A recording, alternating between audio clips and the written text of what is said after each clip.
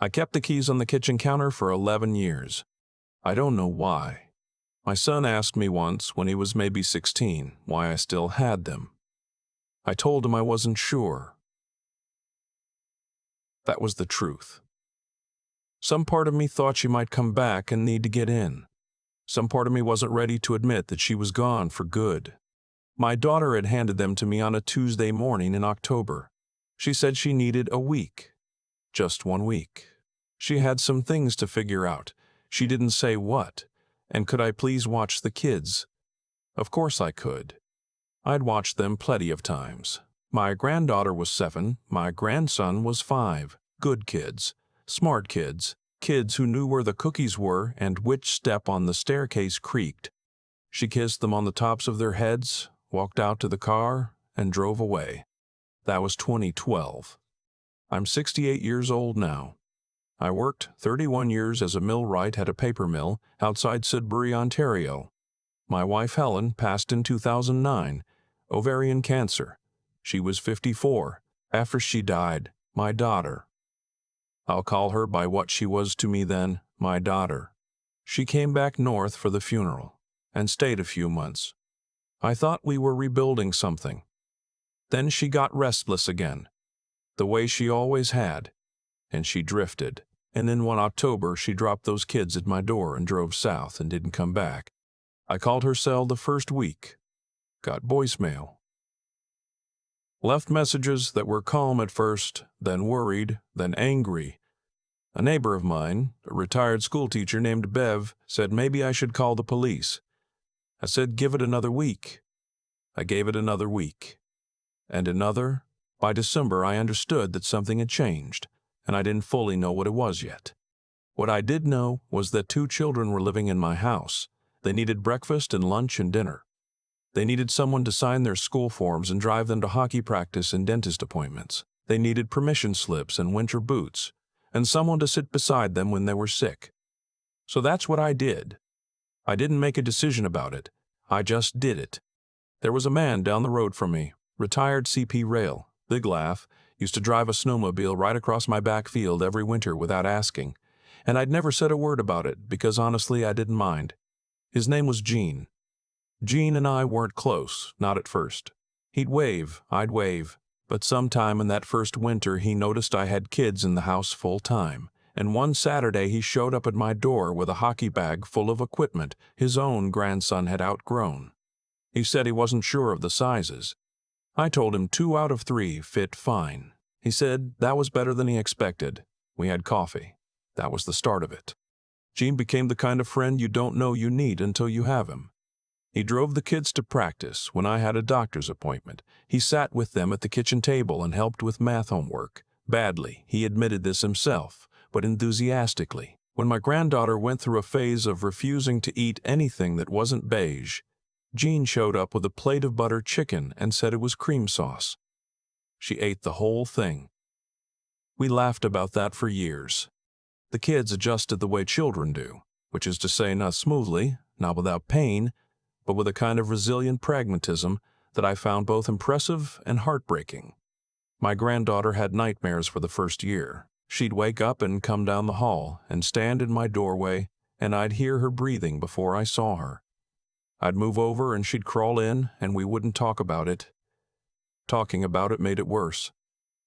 In the morning, we'd have oatmeal, and that was enough. My grandson asked about his mother less often, but more directly. He was 5 when she left. By the time he was 8, he'd stopped asking where she was, and started asking why she left. I didn't have an answer that was honest, and also appropriate for an 8-year-old. I said sometimes adults go through things that are hard to explain. He looked at me like he knew I was protecting him. He nodded and went back to his cereal. He was a patient kid. Still is. I went to a family law clinic in Sudbury about 2 years in. A young woman there told me I should apply for legal guardianship. I said I hadn't wanted to do anything that might make my daughter feel like I was taking something from her permanently. The young woman looked at me with a kind of careful professionalism and said that given the circumstances, I should consider what was best for the children's stability. I applied. It took 8 months and a stack of paperwork. But eventually, I was named legal guardian of both kids. I didn't celebrate. It felt like something you did because you had to, not because you wanted to. The years moved the way years do when you're busy. Hockey seasons and school plays and parent-teacher interviews. My granddaughter took up swimming and got good at it. Provincials her second year. My grandson had a rough patch in middle school, some trouble with a group of boys, and I sat across from the vice principal's desk and I said, whatever my grandson did, I will handle it. But I need you to understand, this boy has had a difficult few years and he needs support, not punishment. The vice principal, to his credit, listened. Things got better. I won't pretend it was easy. There were nights I sat at the kitchen table after the kids were in bed and I was so tired I couldn't lift my coffee cup. There were nights I called Bev and just talked about nothing because I needed to hear a voice that wasn't asking me for something. There were nights I thought about Helen and wished, in a way that felt almost physical, that she was still here. She would have known what to do. She always knew what to do. But I kept going. What else do you do? My granddaughter was 18 when the phone rang. I recognized the number. I'd stopped calling it years ago, but I still knew it. I stood in the kitchen holding the phone and I let it ring 3 times before I picked up.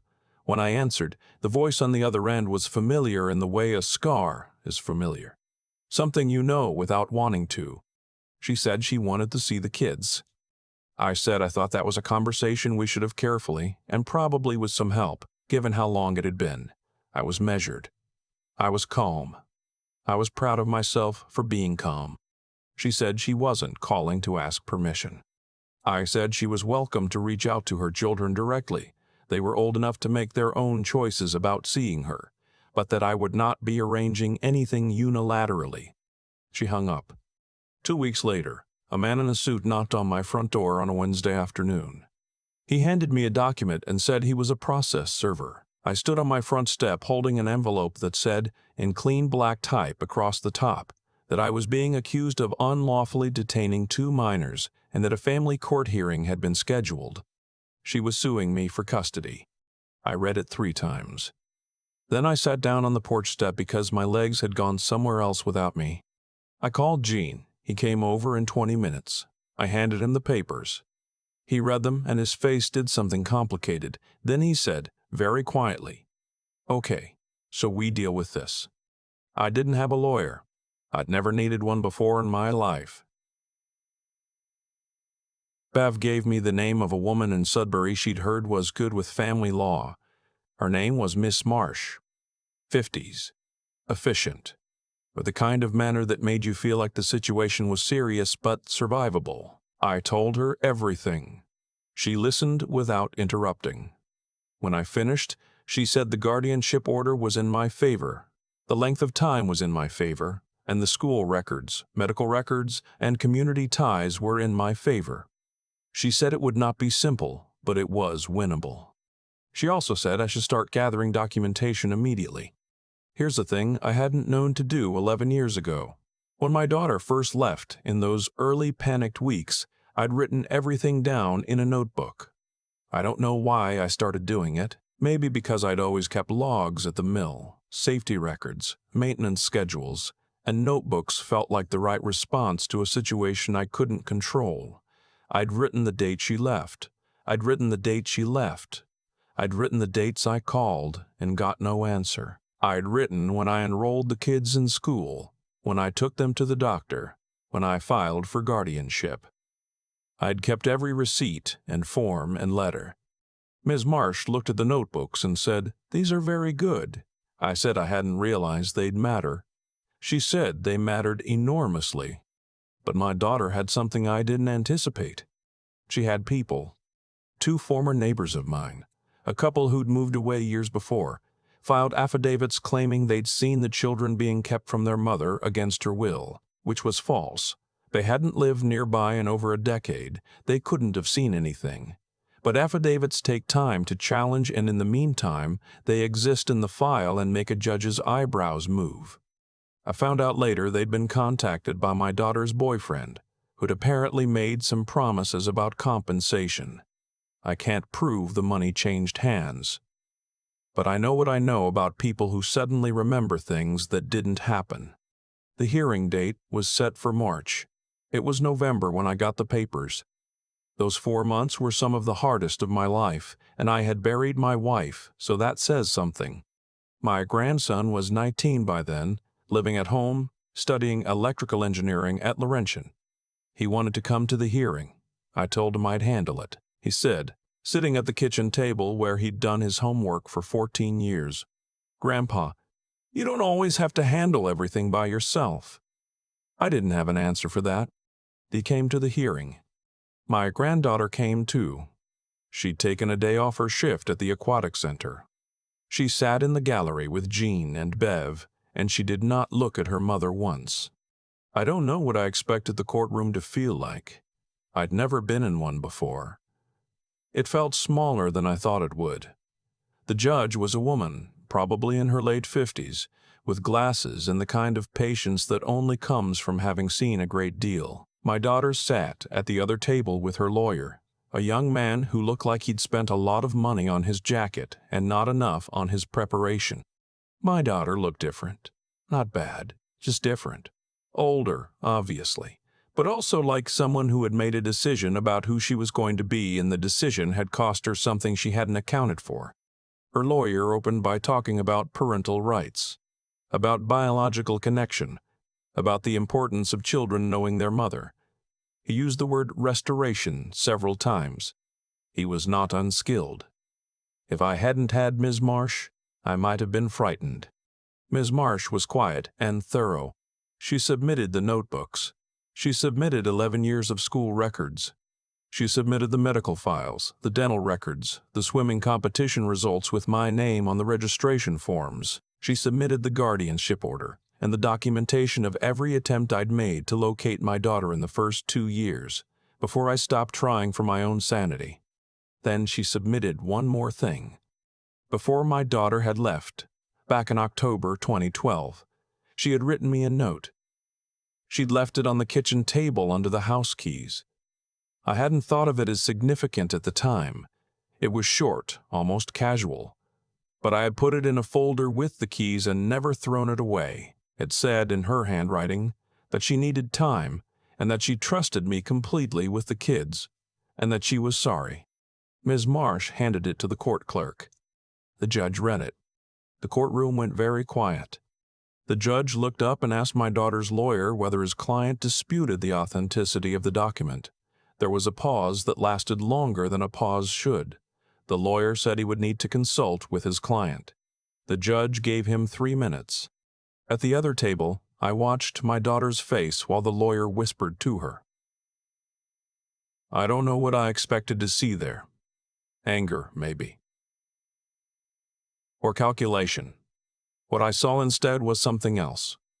Something that looked, just for a moment, like grief. Not for the kids. For herself. For whoever she thought she was going to be when she got in that car 11 years ago. The lawyer straightened up and said his client did not dispute the document. The judge took 22 minutes to deliver her ruling. She said the evidence was unambiguous. She said the children's well-being and stability had clearly been maintained by me over a significant period of time. She said the guardianship order would stand. She said if my daughter wished to pursue a relationship with her adult children, that was a matter for them to decide, not the courts. She also made some pointed remarks about the affidavits that I won't repeat here, but her tone was sufficient. We walked out of the courthouse into a March afternoon that was cold and gray the way Sudbury gets in March, not quite done with winter. Jean put his arm around my shoulders. Bev was crying, which she would probably deny if you asked her. My granddaughter finally let out a breath that I think she'd been holding for 4 months. My grandson stood next to me and said nothing, which was the right thing to say. I looked back once at the courthouse doors. My daughter came out a few minutes later, alone. Her lawyer was already on his phone. She stood on the steps and looked out at the parking lot and didn't look at us. I don't know what she was thinking. I've stopped trying to know. Jean and I went to a diner on the way home. The kids came too. We ordered too much food and Bev made us all laugh telling a story about a school play she directed in 1994 that had gone catastrophically wrong in a way that involved a live rabbit. It was the first time in 4 months I laughed until my eyes watered. I paid for the meal. Gene tried to argue about it. I told him he'd been helping me for 11 years and he could let me buy him a club sandwich. He let me. That summer I sold the old truck I'd been nursing along since 2008 and bought a pickup that didn't need an hour of persuasion to start in February. It was a small thing, but I drove it home along the highway with the window down, and I thought about Helen, the way I still do. And I thought about those 2 kids who were mine now in every way that mattered, and I thought that I had done what I set out to do. My granddaughter called me last week. She's been offered a spot on a competitive swim program in Vancouver. She wanted to know what I thought. I told her I thought she should go. She said she was worried about leaving me. I said I was 68 years old and I had Jean and Bev and a pickup truck that started reliably and she had nothing to worry about. She said she'd think about it. I still have the note in the folder with the keys. I don't know why I keep them. Some things you hold on to, not because they're good, but because they're true, and the truth of them matters even when it's heavy. I raised those kids. I fed them and worried over them and sat in their doorways in the dark. I made mistakes and I did better the next day. That's all any of us can do. The keys are still on the kitchen counter. I don't think I'll move them. I think about the notebook a lot. Not the court case, not the ruling, not even the look on my daughter's face when Ms. Marsh handed that note to the clerk. I think about the notebook. That beat-up, spiral-bound thing I'd bought at a Shoppers Drug Mart in November 2012 because I didn't know what else to do with the fear I was feeling. I wrote things down because I needed somewhere to put them. I didn't know I was building my own defense. I didn't know it would matter 11 years later. I just knew that writing helped me think, and thinking helped me keep going. That's something I've come to believe in a way I can't fully articulate. The choices you make when no one's watching, when there's no audience and no reward, are the ones that end up defining everything. I didn't apply for guardianship to protect myself. I did it because those 2 kids needed stability, and I was the one standing there. I didn't keep the receipts and the school forms out of strategy. I kept them because it was the right way to handle things, the same way I kept maintenance logs at the mill. Not because someone was checking, but because that's what you do when something matters. My grandson said something to me the night before the hearing. He said I didn't always have to handle everything alone. He was right, and it took me longer than it should have to understand that. Jean drove kids to hockey practice for years. Bev answered the phone at 10 at night when I had nothing useful to say. Ms. Marsh walked into that courtroom prepared because I'd given her something to work with. None of it was just me. The people who show up quietly, without being asked, without expecting anything, they're part of the story too.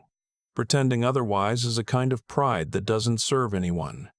What happened to my daughter? I've thought about this more than I probably should. She made a choice in October 2012, and she kept making it year after year until the distance became so large she had to fill it with something. She filled it with a legal argument. That's not a mystery to me anymore. It's just what happens when you run from something long enough that you can't admit, even to yourself, that you ran. The consequences of that kind of avoidance don't disappear. They wait. But I also think consequences aren't punishment. They're just cause and effect. I showed up every day for 11 years, and the result of that was 2 kids who grew into people I genuinely like. My granddaughter is going to Vancouver. My grandson is studying electrical engineering and still comes home for Sunday dinner when he can. That didn't happen by accident. It happened because of 1,000 ordinary decisions made in ordinary moments when nobody was watching and nothing felt particularly meaningful. I'm 68. I've got a truck that starts in February and a friend who still drives his snowmobile across my backfield without asking. The keys are still on the kitchen counter. I don't know if I'll ever move them. Some things you keep not because they make you happy, but because they're part of what's true, and the truth of your own life is worth holding on to, even when it's heavy. You do the right thing, because it's right. You stay sharp enough to document, to think clearly, to ask for help when you need it. You keep going when keeping going is the only option you've got left. That's all I did. It turned out to be enough.